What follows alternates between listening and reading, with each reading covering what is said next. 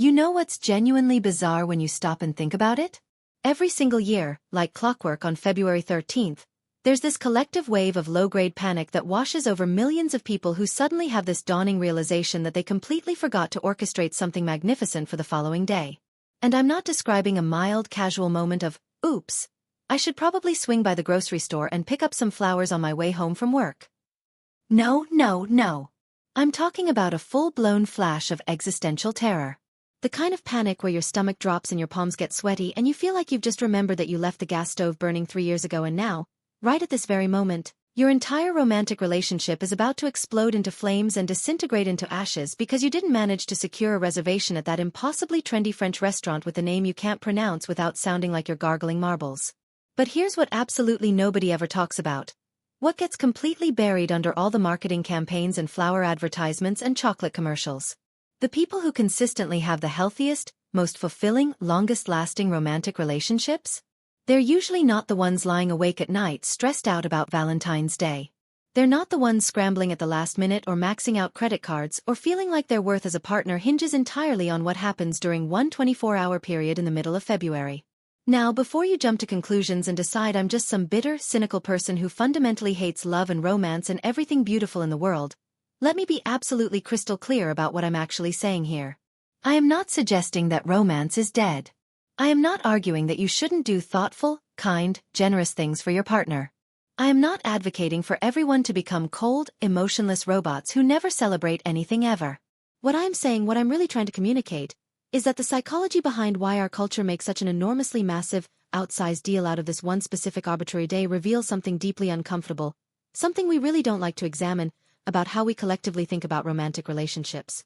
And it's probably not what you're expecting to hear. The science of relationship maintenance. Let's dig into this properly. There's this fundamental concept in relationship psychology called relationship maintenance. And it's essentially the collection of all the small, seemingly insignificant things we do consistently to keep our romantic partnerships healthy, functional, and thriving over time. It's not about the grand gestures or the spectacular moments. It's about the daily texture of how we show up for each other. Now, researchers John Gottman and Robert Levinson, who are basically the rock stars of relationship science, spent literal decades studying couples in meticulous detail. They brought couples into laboratories, they observed them in their homes, they tracked them over years and years, collecting massive amounts of data about what actually predicts whether relationships succeed or fail. And what they discovered was pretty remarkable, honestly kind of revolutionary when you think about its implications.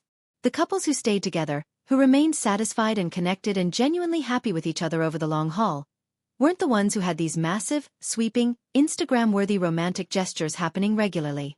They weren't the couples with the most expensive date nights or the most elaborate vacation plans or the biggest anniversary celebrations. Instead, they were the ones who consistently, reliably, predictably showed up for each other in small ways. Day after day after day. In moments that nobody else would ever see or know about or post on social media. Gottman developed this concept he called bids for connection. These are tiny moments, often lasting just seconds, where one partner reaches out emotionally and the other has a choice to either turn toward them, turn away from them, or turn against them. And these moments are everywhere in relationships if you know how to look for them. Think about what these bids actually look like in real life. It's making your partner's coffee exactly the way they like it in the morning without being asked, remembering that they take 2 sugars and a splash of oat milk, not regular milk. It's actually listening, genuinely paying attention and engaging, when they're telling you about their incredibly annoying coworker who keeps stealing their lunch from the office refrigerator, even though you've heard this story before and you're tired and you'd rather just scroll through your phone. It's noticing when they seem slightly off, when their energy is different, when something in their face or body language tells you they're carrying something heavy, and then actually asking about it instead of pretending you don't notice because it might be inconvenient or uncomfortable. It's remembering the name of their childhood best friend and asking how that person is doing. It's picking up their favorite snack at the store without them mentioning it. It's sending them a text in the middle of a stressful workday just to say you're thinking about them. It's turning off the TV when they start talking about something important. It's all these microscopically small moments that individually seem meaningless but collectively build the entire foundation of emotional intimacy and connection. The couples who thrived in Gottman's research did this kind of thing regularly, consistently, as a natural part of how they related to each other. It wasn't scheduled. It wasn't performed for an audience. It was just how they lived together. But what about the couples who struggled? What about the relationships that eventually fell apart or became distant and unsatisfying? Those couples had a very different pattern. They saved it all up for special occasions. They'd go weeks or months operating on autopilot, missing each other's bids for connection, being emotionally unavailable or distracted or checked out, and then they try to make up for all of it with one big romantic gesture on an anniversary or birthday or, you guessed it, Valentine's Day. The Valentine's Day trap. And that's where Valentine's Day becomes this weird, insidious trap that we've collectively walked into without fully understanding what we're doing.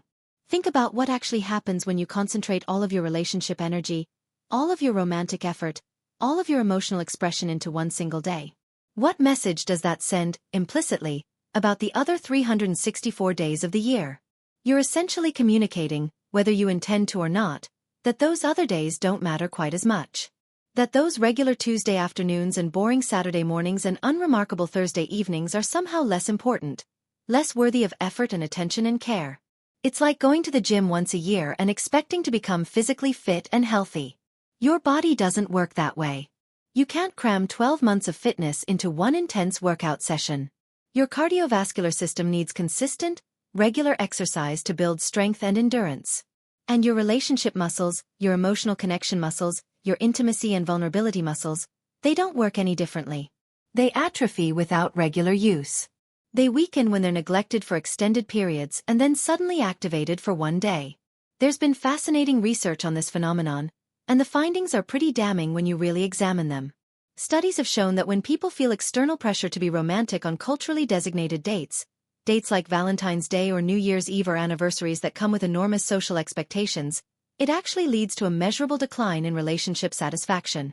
Not an increase. A decline. Researchers published a study where they coined this term, prescribed relationship behaviors. And what they found is that these obligatory, socially mandated romantic gestures actually suck the romance right out of the relationship.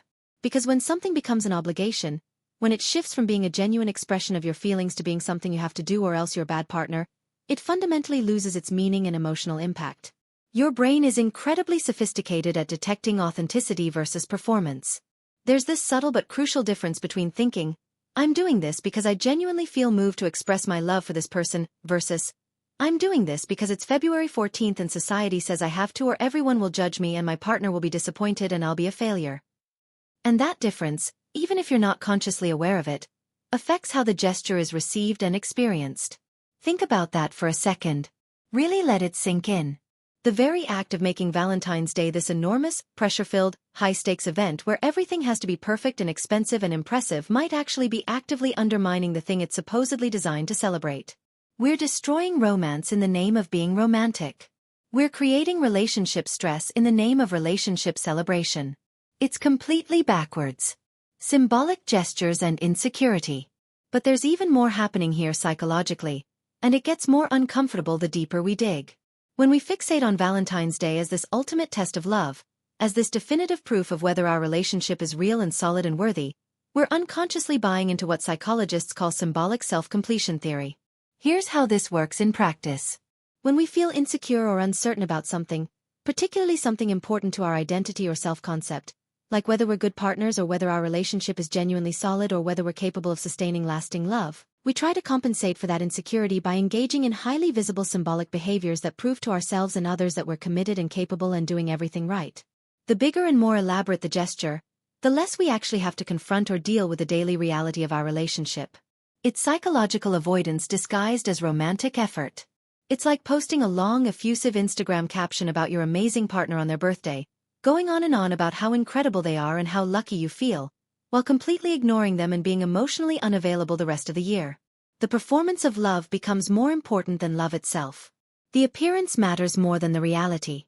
And this creates this weird situation where people can convince themselves they're in great relationships because they did something impressive on Valentine's Day, even if the other 364 days are characterized by neglect, inattention, taking each other for granted, or barely connecting at all. The symbol substitutes for the substance. The gesture replaces genuine intimacy. The social comparison nightmare. But this pressure doesn't just affect individuals in isolation. It affects entire relationships through something called social comparison theory. Leon Festinger first described this psychological phenomenon way back in 1954, But it has become exponentially more relevant and damaging now in our social media-saturated world than it was 70 years ago. We are constantly, almost compulsively, comparing our relationships to other people's relationships. We can't help it. It's how our brains are wired. We look at how other couples interact, what they do for each other, how they celebrate milestones, and we use that information to evaluate whether our own relationships are good enough, romantic enough, special enough. So when Valentine's Day rolls around and everyone, absolutely everyone, is posting their elaborate date nights and expensive gifts and surprise weekend getaways and massive flower arrangements and handwritten love letters on social media, you're suddenly no longer just competing against your own internal expectations or your partner's hopes. You're up against the carefully curated, meticulously filtered, strategically photographed highlight reels of everyone else's relationships. Every couple you've ever met. Every person you went to high school with. Every distant relative and casual acquaintance and coworker. Your subconscious mind sees all these grand gestures scrolling past and it starts generating these toxic questions. Wait, am I doing enough? Is what I planned good enough? Is my relationship as exciting and romantic as theirs? Are we falling behind? Are we failing somehow? The anxiety builds. The pressure intensifies. What started as a desire to celebrate your relationship turns into performance anxiety and competitive stress. And even though logically, rationally, in your conscious mind, you know that nobody is posting about their boring Tuesday nights when they just sit together in comfortable silence watching TV and not really talking. You know that nobody's sharing photos of the mundane domestic moments, the unglamorous reality of long-term partnership. You know that these social media posts represent maybe 1% of what's actually happening in these relationships. But that knowledge doesn't stop your brain from making the comparison and feeling inadequate. Because here's what nobody acknowledges about social media and relationships. All the actual intimacy, all the genuine connection, all the moments that make relationships meaningful and satisfying, they live in those boring Tuesday nights. They exist in the silence and the mundane routines and the unglamorous reality.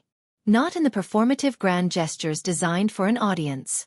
Self-expansion theory and what actually matters. There's this wonderful body of research by Eli Finkel and his colleagues exploring what they call self-expansion theory.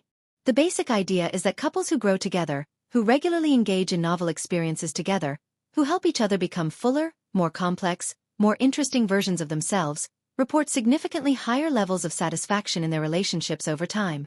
But here's the crucial part that gets completely lost in Valentine's Day marketing.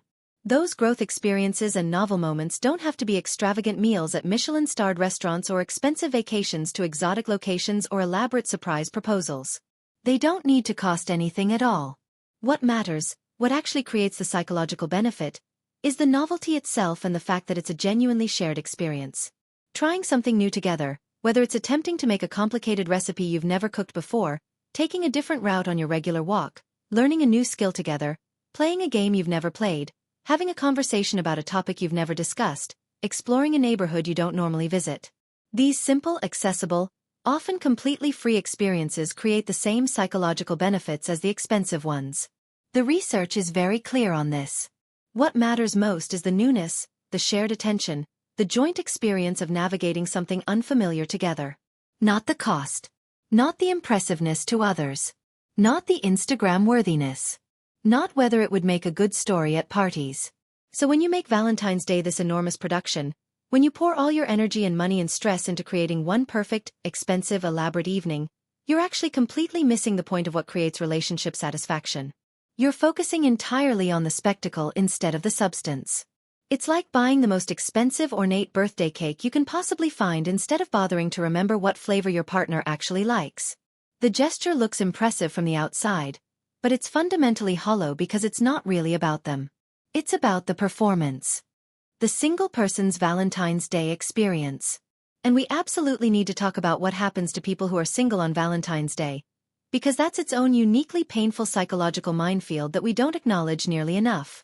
There's this concept in neuroscience and social psychology called social pain. And researchers have found something really fascinating and kind of disturbing about how our brains process social exclusion. When you feel excluded, left out, rejected, or socially isolated, it doesn't just create emotional discomfort. It activates the exact same brain regions, the same neural pathways that process physical pain. The anterior cingulate cortex and the insula light up when you're experiencing social rejection the same way they light up when you stub your toe or burn your hand. Social pain isn't metaphorical. It's not just feeling bad. It's neurologically literal pain. So when you're single on Valentine's Day and the entire world around you seems to be celebrating romantic love, when every store window is decorated with hearts, when every social media feed is full of couple photos, when every commercial is about jewelry or flowers or romantic getaways, when every conversation at work revolves around Valentine's plans, it's not just uncomfortable or annoying. It's actually painful in a very real, very literal neurological sense. Your brain is processing the experience as a form of pain. But here's what's truly wild and deeply revealing about this phenomenon. That pain you're experiencing isn't actually because you're genuinely alone or because there's something wrong with being single or because you're missing out on something essential to human well-being. The pain exists because you feel like you're supposed to be celebrating something you don't currently have access to. It's the cultural expectation creating the suffering, not the actual state of being single. Remove the manufactured cultural expectation, strip away all the marketing and social pressure and collective agreement that this day matters more than others, and suddenly February 14th becomes just another Thursday. Nothing more, nothing less. Just a regular day with no special significance. And in that scenario, being single on February 14th doesn't hurt any more than being single on November 7th or March 22nd or any other random date on the calendar. The suffering isn't inherent to the experience of being single. It's not a natural consequence of not being in a romantic relationship. It's manufactured, constructed, artificially created by the collective cultural agreement that this particular day matters enormously and that you should be coupled up to properly participate in it. We've created a holiday that literally generates pain for a substantial portion of the population for absolutely no good reason. Rethinking how we approach relationships. Now, I'm not standing here suggesting that we all need to become radical relationship anarchists who militantly refuse to acknowledge that Valentine's Day exists. I'm not advocating for some extreme position where celebrating anything ever is forbidden, and we all need to be stoic and emotionless all the time. That's not the point I'm making at all. What I'm actually suggesting, what I think would be genuinely revolutionary and healthier for everyone involved, is that maybe, just maybe, we've been thinking about this entire thing completely backwards. We've gotten the equation wrong. We've inverted what actually matters. Instead of making one single day incredibly, overwhelmingly, impossibly important, with all this pressure and expectation and stress attached to it, what if we made every day just a little bit important? What if we distributed all that romantic energy and effort and attention across the entire year instead of concentrating it into 24 hours? What if we built relationships where love was expressed consistently in small ways rather than occasionally in grand gestures? There's research on this by psychology professor Sarah Algo and her colleagues that found something really profound about gratitude in relationships. When romantic partners regularly expressed appreciation for each other, not necessarily on culturally designated special occasions, but spontaneously, authentically, just whenever they felt genuinely grateful or noticed something worth acknowledging, both individuals benefited enormously. They felt more connected. They were more satisfied with their relationship.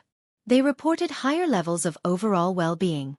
But the key word in all of this research is genuine. Not performative. Not obligatory. Not because the calendar says you should. But real, authentic recognition and appreciation of the other person. Noticing who they are and what they do and expressing that you see them and value them. And here's the thing that nobody wants to hear because it's harder than the alternative. This approach, this daily appreciation and consistent small gestures approach, is actually significantly more difficult than just buying roses once a year. It's not easier. It's harder. Because it requires sustained attention. It requires being present and conscious and intentional even when you're exhausted, even when you're distracted, even when you're stressed about work or money or family or whatever else is happening in your life. True devotion, genuine partnership, real lasting love. It's about showing up when it's inconvenient. It's about being present after a long, exhausting day when you'd rather just zone out. It's about doing small, thoughtful things when nobody else is watching, when there's no audience to impress, when you won't get credit or recognition or social media validation for it. It's about building a relationship that doesn't depend on external validation from calendar dates or impressed reactions from your friends or likes on Instagram posts. What healthy relationships actually look like.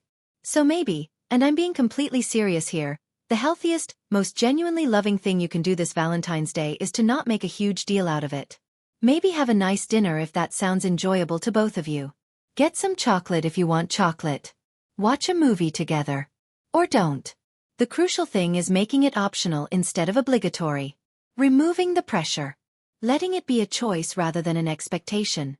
And then, Here's the actually important part: spend the rest of the year, all those other 364 days, building the kind of relationship where your partner already knows, deeply and certainly, without any doubt, that they're loved.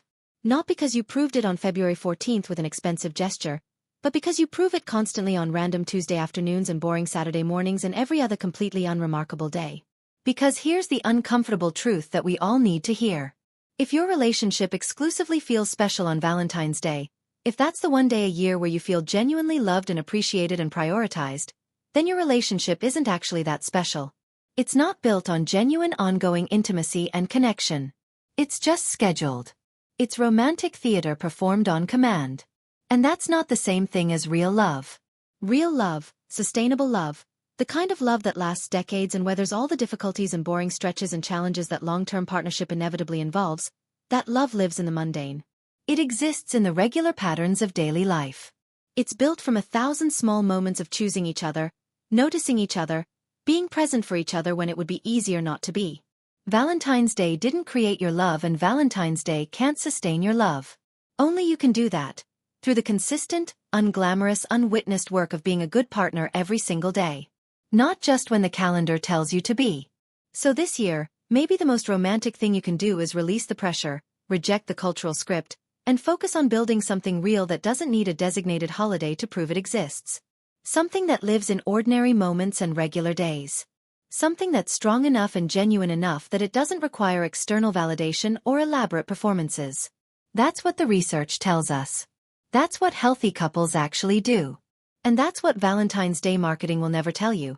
Because there's no profit in people realizing they don't need to buy anything to have a great relationship. If this perspective resonated with you, if it challenged how you think about relationships or made you reconsider your Valentine's Day stress, consider subscribing. I create deep analytical content like this regularly, exploring the psychology behind cultural phenomena we usually don't question. And if you want to support this channel and help me continue making these kinds of videos that dig into uncomfortable truths, you can tap the join button to become a member. It genuinely means everything.